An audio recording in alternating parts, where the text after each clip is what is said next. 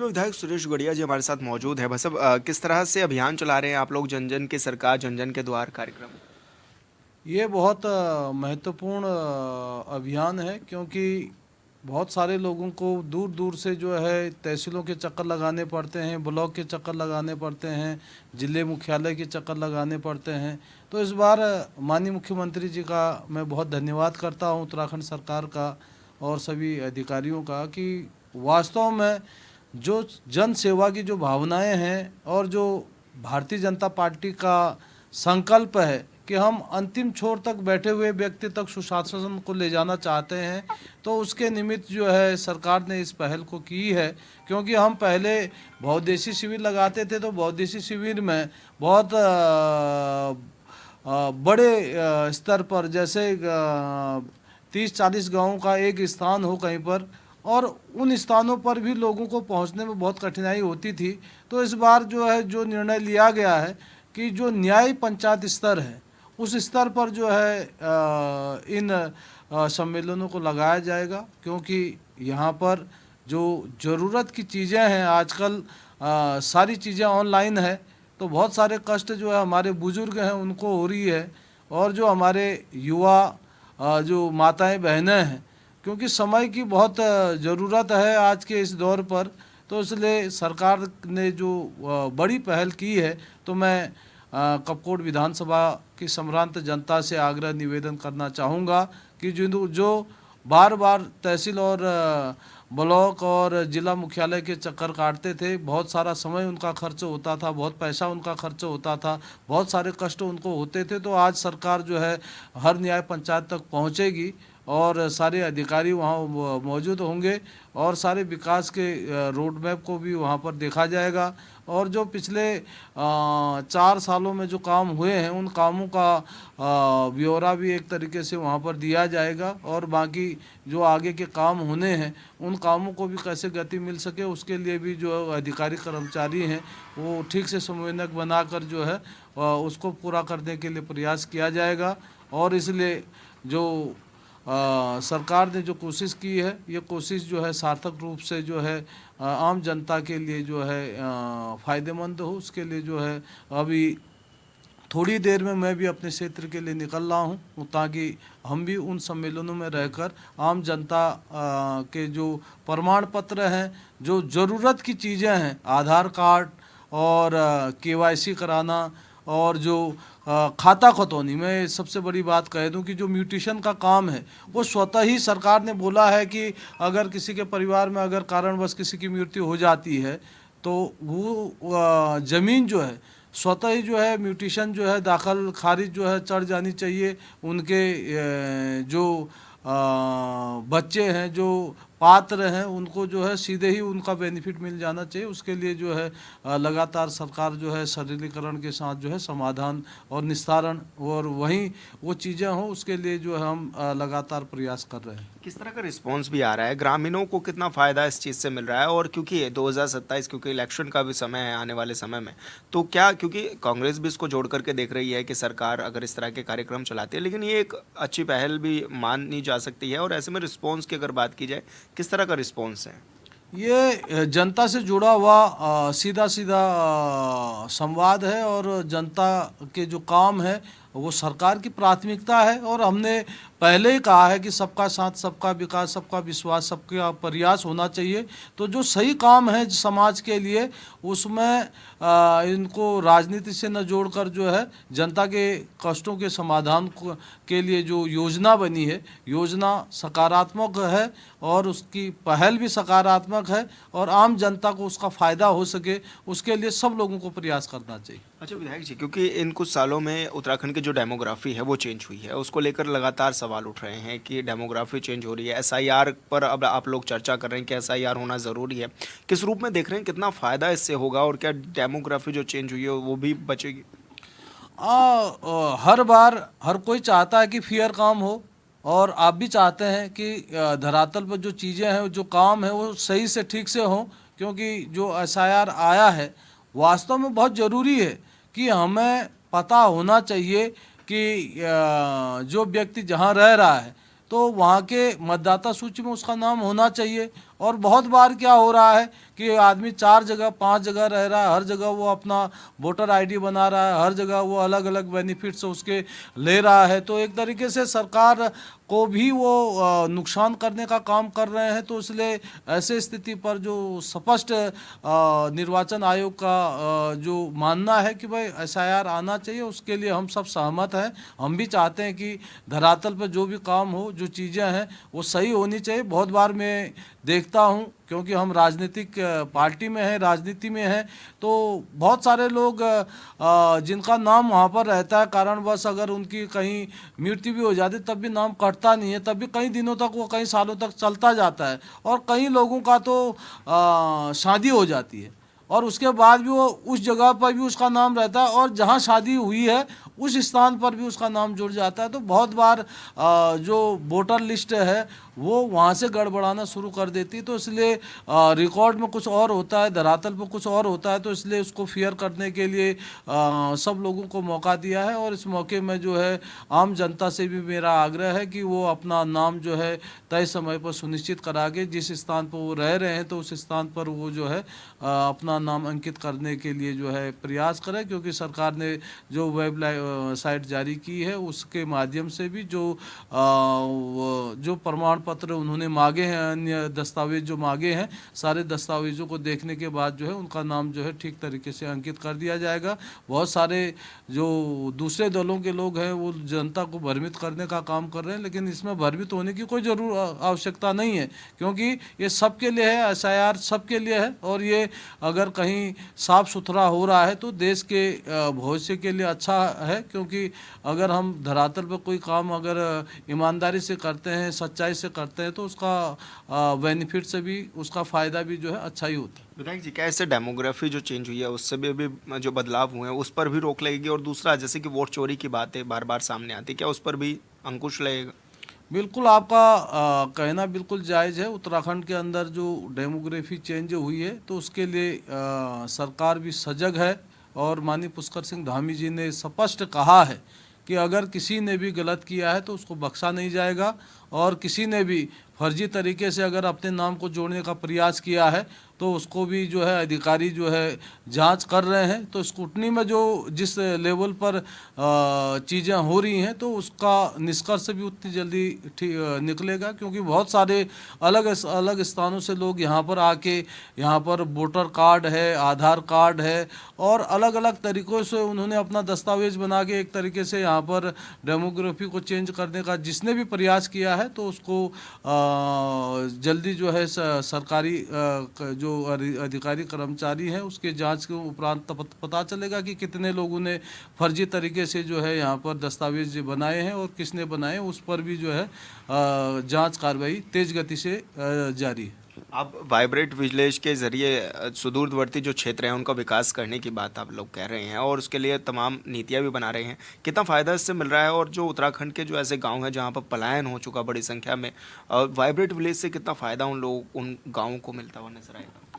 ये मैं तो सबसे पहले माननीय प्रधानमंत्री जी का बहुत धन्यवाद करना चाहूँगा कि उन्होंने एक बड़ी सोच के साथ जो सुदूरवर्ती क्षेत्रों में जो हमारे गांव पहले से आबाद थे और जहां पलायन होने के कारण से काफ़ी गांवों के अंदर जो है जो दिक्कतें हुई हैं तो उनको मूलभूत सुविधाओं से जोड़ने का प्रयास चल रहा है। जहां बिजली है, सड़क है, पानी है, दूरसंचार है, शिक्षा है, स्वास्थ्य है, जो ज़रूरत की चीज़ें हैं उनको जोड़ने के लिए भारत सरकार लगातार प्रयास कर रही है। उसी दिशा में हमारे उत्तराखंड के यशस्वी मुख्यमंत्री माननीय पुष्कर सिंह धामी जी का लगातार प्रयास है कि उत्तराखंड कैसे अव्वल बन सके, कैसे वो पहली पंक्ति पर आ सके, उसके लिए आम व्यक्ति की जो ज़रूरतें हैं उसको कैसे पूरा किया जा सके, उसके लिए लगातार सरकार प्रयासरत है। तो हमने अपने क्षेत्र के अंदर हज़ारों करोड़ रुपए का जो है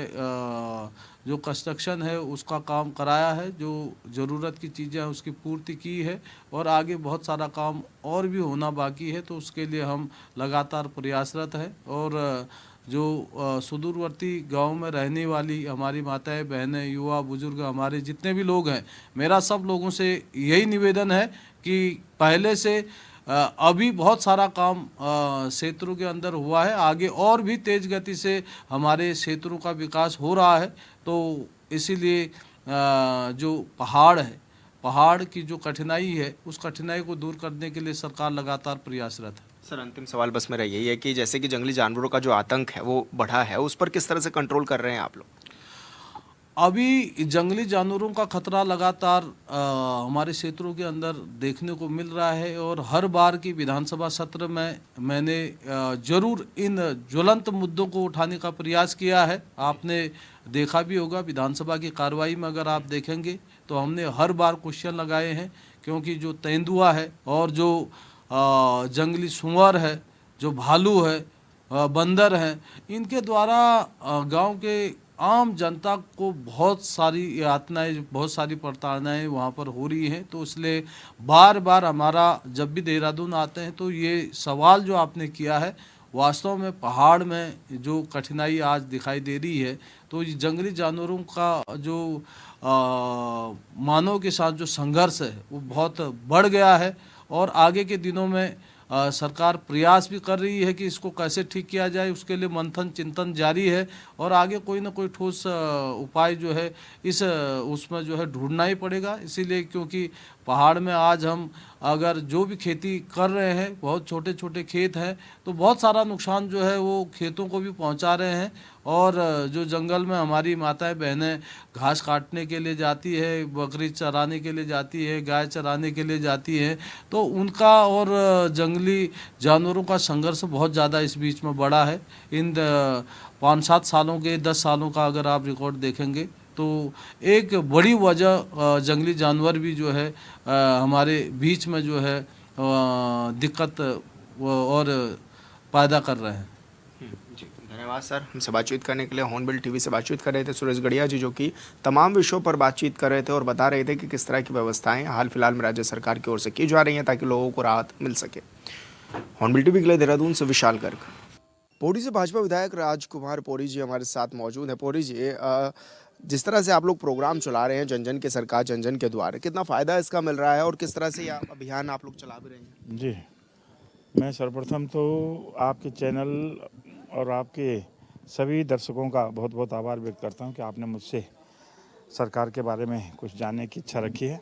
मैं इस संबंध में इतना कहना ज़रूर कहूँगा कि मैं अपनी सरकार, भारतीय जनता पार्टी की जो सरकार पिछले 2014 से जो देश में शासन कर रही है, प्रदेश में शासन कर रही है, वास्तव में बहुत ही सुंदर ये कार्यक्रम जनता के द्वार के लिए जो कार्यक्रम रखा गया कि जन जन की सरकार जन जन के द्वार, ये बहुत ही एक सुंदर कार्यक्रम है और इससे लोगों को बहुत लाभ हो रहा है, क्योंकि सारे जो 28 विभाग चयनित किए गए हैं, सारे विभाग वहाँ पर उपस्थित होकर जो जनता की समस्याएं हैं उनका समाधान वहीं पर किया जा रहा है।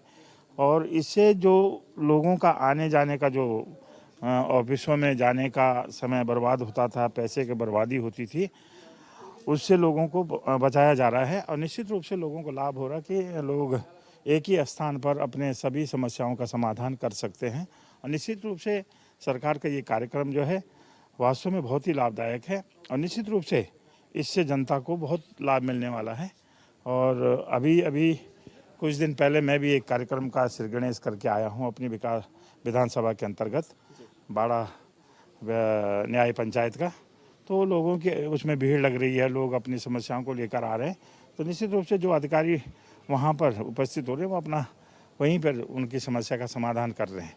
और यहाँ पर जहाँ ये देखने को मिल रहा है कि जो विभाग वहाँ उपस्थित नहीं हो रहा है, सरकार ने कड़े आदेश दिए हैं कि सब अधिकारी को उपस्थित रहना अनिवार्य है और जो नहीं रहेगा उसके प्रति जो है कार्रवाई भी की जाएगी।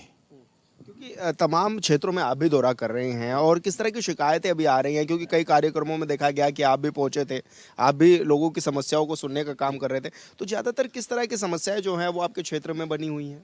तो ज़्यादा बड़ी कोई ऐसी समस्याएं आती नहीं है, लेकिन जैसे पानी है, बिजली है और किसी के कोई डॉक्यूमेंट विकलांग सर्टिफिकेट है और किसी के पेंशन का प्रकरण होते हैं जो समाज कल्याण विभाग से संबंधित होते हैं।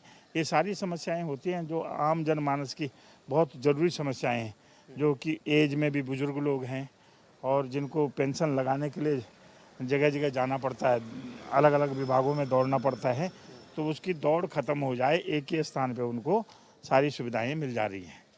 अच्छा, क्योंकि 2026 की शुरुआत हो चुकी है सर, और पिछले सालों में किस तरह के कार्य रहे आपके विधानसभाओं में, और इस बार की नए साल के बाद से किस तरह के परिणाम आपने लिए हैं, कि क्या कुछ आप खास करने वाले हैं, किस तरह की नीति बना रहे हैं इस साल में, क्या कुछ स्टार्टिंग से खास रहेगा आपका? सरकार ने वास्तव में पहले से ही, मैंने कहा नहीं कि 2014 से जब से सरकार देश में चल रही है, तो निश्चित रूप से सरकार का एक अपना मूल मंत्र है कि सबके साथ, सबके द्वार, सबके विकास की बात करने वाली सरकार हमारी है। तो निश्चित रूप से सबकी समस्याओं का समाधान करते हैं। और आज भी जो पिछली योजनाएं थी, कुछ योजनाएं धरातल पे में आ गई हैं, और निश्चित रूप से जो आगे का भी हमारा रोड मैप है कि भविष्य में जो कार्य होने हैं उनको भी हम लोगों के बीच में रख रहे हैं कि ये कार्य आगे होने वाले हैं। निश्चित रूप से पौड़ी में भी जो हमारी विधानसभा के अंतर्गत है, जैसे पानी की समस्या के लिए एक पंपिंग योजना हमको मिली है श्रीनगर से 100 करोड़ की, और अभी जो जिस पे जल्दी काम शुरू हो जाएगा। एक हमको एनसीसी का एक जो बहुत सालों से लंबित था, उसके लिए भी 72 करोड़ का जो है हमें धनराशि स्वीकृत हुई है, और जल्दी उसमें काम शुरू होने वाला है। भविष्य में आने वाले जो प्रोजेक्ट हैं वो एक झील का प्रोजेक्ट है, और एक हमारा स्टेडियम बनने वाला है जो कि सीकू में बनेगा। उसकी डीपीआर वगैरह भी जा चुकी हैं, और कुछ हमारे जियोज जारी हो गए हैं जो कि जल्दी एक मल्टी स्टोरेज पार्किंग का भी था, उसका भी जियो हो गया है। तो निश्चित रूप से कुछ काम धरातल में हो गए। जो पिछली 10 योजनाएं मांगी थी माननीय मुख्यमंत्री जी ने, उनमें से कुछ योजनाएं शुरू हो गई हैं, कुछ आगे हो जाएंगी। तो निश्चित रूप से सरकार विकास की ओर काम कर रही है। इन्हीं मुद्दों के साथ हम लोग जनता के बीच में जा रहे हैं, और जनता भारतीय जनता पार्टी के पक्ष में जो है आशान्वित है, और आशा बना के रखी हुई है कि विश्वास और आशा के साथ जो है भारतीय जनता पार्टी के साथ जनता का जो भाव है, वो जनता का भाव भारतीय जनता पार्टी की प्रति है। निश्चित रूप से आने वाले समय में 2027 में भारतीय जनता पार्टी फिर से उत्तराखंड में जो है सरकार बनाने वाली है। बिल्कुल, मेरा भी ये सवाल था कि 2026 की तो शुरुआत हो ही गई है, लेकिन 2027 के लिए क्या कुछ रणनीति है, क्योंकि जहां तक उम्मीद है बहुत ज़्यादा वक्त अब नहीं बचा है, और विधानसभा का इलेक्शन भी है सर पर। तो किस तरह से आप देखते हैं, कौन कौन सी ऐसी चीज़ें आपकी हिट करेंगी कि आपकी पार्टी दोबारा से जीत का जश्न मनाए, या फिर जीत के पास पहुंचे? जी, निश्चित रूप से मैंने कहा कि विकास के आधार पर, विकास के जो हमारे मुद्दे हैं उन्हीं को, उनके साथ हम जो है जनता के बीच में जाने वाले हैं। निश्चित रूप से 2027 भी भारतीय जनता पार्टी का होने वाला है, क्योंकि हम जन जन की भावनाओं की कदर करते हैं। जी, लेकिन अब एक सवाल सर मेरा ये है कि जंगली जानवरों का इस बार खूब आतंक देखने को मिला, और खासकर आपके क्षेत्रों में भी, क्योंकि इस तरह की वारदातें घटी। तो किस तरह की प्लानिंग आप लोगों की रही है कि जंगली जानवरों से लोगों को बचाया जा सके, क्योंकि वन्यजीव मानव संघर्ष लगातार बढ़ रहा था? इस संबंध में इतना ज़रूर कहूँगा कि जो हमारे क्षेत्र में जो इस तरह की दुखद दुखद घटनाएं हुई हैं, तो इसमें सरकार ने बहुत त्वरित गति से जो है एक्शन लिया, और जहाँ पर उनको नष्ट करने की बात थी, तो उन जानवरों को नष्ट करने की भी परमिशन सरकार के द्वारा बहुत जल्दी दी गई, और यथाशीघ्र वहाँ पर बचाव कार्य किए गए, ताकि भविष्य में आगे जो है आने वाले समय में इस तरह की घटनाएं न घटें। और निश्चित रूप से हमारे जैसे हम लोगों ने प्रयास किया, क्षेत्र से जो सूचनाएं हमने सरकार तक पहुंचाई, उसके बाद तुरंत जो है उस पर एक्शन हुआ है। तो मैं समझता हूं कि जंगली जानवरों के लिए सरकार भी चिंतित है, और जो हमारा प्रशासन है, विभाग है, वन विभाग है, वो भी इसके प्रति जो है जिम्मेदारी से कार्य कर रहे हैं। अच्छा, क्योंकि जो लोग घायल हो जाते हैं उनके लिए क्या कुछ नीतियां आप लोग बना रहे हैं कि उन तक के इलाज मिल सके या मुआवजा मिल सके समय से? इस संबंध में भी यही कहना है कि निश्चित रूप से जैसे इस तरह की जो दुखदायी घटनाएं होती हैं, तो उनको तुरंत इलाज की व्यवस्था की जाती है, और मुआवजे की भी व्यवस्था की जाती है। सरकार के द्वारा जो नियत किया गया है मुआवजा, उसको तुरंत उनको उन तक पहुंचाया जाता है। तो सरकार पूरी चिंता करती है ऐसे व्यक्तियों की जिनके साथ कोई ऐसी घटना हो जाती है। अच्छा सर, क्योंकि इस बार की चारधाम यात्रा जब चली तो काफ़ी बढ़ चढ़ कर के लोग पहुंचे, और क्योंकि शीतकालीन यात्रा का भी आगाज कर किया जा चुका है, तो क्या लग रहा है कितनी बड़ी संख्या में लोग पहुंच रहे हैं? व्यवस्थाएं आप लोग कैसे बेहतर करा रहे हैं कि जो चारधाम पर यात्री आ रहे हैं उनको बेहतर सुविधाएं मिल सके? जी, सरकार पूरी तरह से अ, अपने कार्य में जो है निष्ठा के साथ, पूरी निष्ठा के साथ काम कर रही है, और चार चाक चौबंद कह सकते हैं कि पूरी व्यवस्थाएं उत्तराखंड में यात्रा और यात्रियों के लिए की जाती हैं, ताकि यहाँ पर जो बाहर से लोग हैं, आने वाले लोग हैं, उनको किसी तरह की परेशानी ना हो। प्रशासन, शासन दोनों लोग मिलकर बहुत अच्छा यहाँ पर व्यवस्थाएं देख रहे हैं और कर रहे हैं। स्वास्थ्य सेवाएं एक बड़ी चुनौतियां रहती हैं, पिछले कई सालों से ये बनी हुई भी है, पहाड़ी जनपदों में भी, और खासकर क्योंकि कुछ क्षेत्र ऐसे हैं जहां पर डॉक्टर्स की अभी तक भी तैनाती नहीं हो सकी है। लोग स्वास्थ्य सेवाओं को लेकर के भी काफ़ी नाराज रहते हैं आप लोगों से। उसके लिए क्या कुछ इंतजाम आप कर रहे हैं कि स्वास्थ्य सेवाएं बेहतर मिल सके लोगों को? इस संबंध में मैं इतना ही कहूँगा कि मैं आदरणीय अपने यशस्वी स्वास्थ्य मंत्री अपने आदरणीय धन सिंह रावत जी का बहुत धन्यवाद ज्ञापित करूँगा कि उन्होंने पूरे प्रदेश में आज सभी जगह डॉक्टरों की, टेक्नीशियनों की और अपने नर्सेज की सारी जगह भर्तियां की हैं, और सभी जगह उन्होंने सभी जगह दूरस्थ क्षेत्रों में भी डॉक्टर उपलब्ध कराए हैं। मैं समझता हूं कि मेरी विधानसभा में भी इस समय कहीं दिक्कत नहीं है, तो सभी जगह एक जैसी स्थिति होगी, और उनका बहुत प्रयास रहा कि उनके विभाग में, स्वास्थ्य विभाग में डॉक्टरों की कमी न रहे, टेक्नीशियनों की कमी न रहे और नर्सेज की कमी न रहे। तो इस दिशा में उन्होंने बहुत नियुक्तियाँ की है। मैं समझता हूँ कि हज़ारों की संख्या में उनके द्वारा नियुक्तियाँ की गई। सर, डेमोग्राफी जो चेंज हुई उत्तराखंड की, और क्योंकि अब कई ये भी देखा जा रहा है कि पहाड़ बाहरी क्षेत्रों से आकर के लोग बसने लगे उत्तराखंड में, उसके लिए आप लोग ये भी प्लानिंग कर रहे हैं कि एसआईआर उत्तराखंड में लागू हो, तो देश में लागू हो, क्या कुछ आप डिमांड कर रहे हैं और इससे कितना फ़ायदा मिलेगा जो डेमोग्राफी चेंज हुई है उस पर लगाम लगाने में? इस संबंध में माननीय मुख्यमंत्री जी, अन्य मंत्री बढ़िया बता सकते हैं। मुझे, हम लोग भी चाहते हैं कि यहाँ जो है डेमोग्राफी जो है हमारी चेंज ना हो और बढ़िया रहे। अच्छा सर, पलायन पर चोट करने के लिए किस तरह से आप लोग काम कर रहे हैं कि रोजगार उपलब्ध हो सके?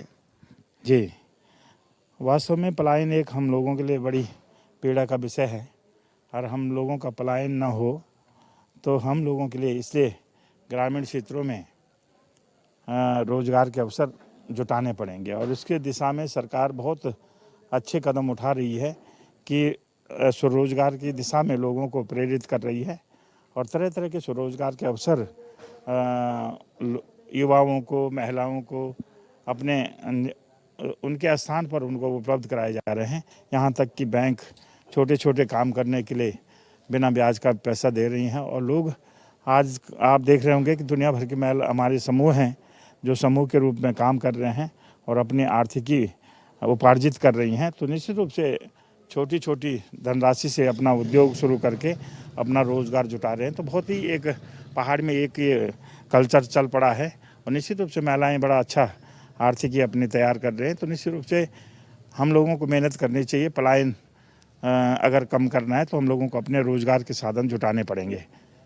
अच्छा सर, क्योंकि एक के बाद एक कई कानून आप लोगों ने बनाए इस बार की सरकार में, आप लोग यूसीसी लेकर के आए, नकल विरोधी कानून लेकर के आए, कितना फायदा आप लोग इन सब चीज़ों का मानते हैं? और ये कानून मैं जो समझता हूँ कि ये जो हमारे ये कानून बने हैं, हमारा, हम सब लोग सौभाग्यशाली हैं, और उत्तराखंड एक ऐसा प्रदेश है जिसमें सबसे पहले यूसीसी लागू हुआ है।